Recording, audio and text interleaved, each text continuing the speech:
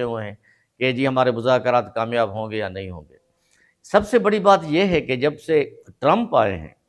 President Trump نے election جیتا ہے، تو الیکشن کے رزلٹ کے بعد پی ٹی آئی کا ایک بہت بڑا مارل بلند ہو گیا تھا۔ انہوں نے سمجھا کہ بس اب بانی پی ٹی آئی تو دوسرے دن جو جب یہ حلف اٹھائیں گے باہر آئے جائیں گے اور سب کچھ ہمارے حق میں ہو جائے گا، جو کچھ ہم نے لابنگ کی ہے لاکھوں کروڑوں ڈالر کی باہر، وہ ہمارے کام آ جائے گی، اس طرح ہو جائے گا۔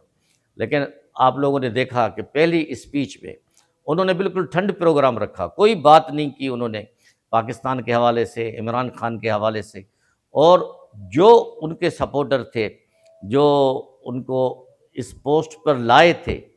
جس کا ایک سب سے بڑا اہم نام ایلان مسک کا ہے، جو سوشل دنیا کا، سوشل میڈیا کا بادشاہ ہے، اربوں ڈالر کا مالک ہے، اس کے پہلے اختلافات تھے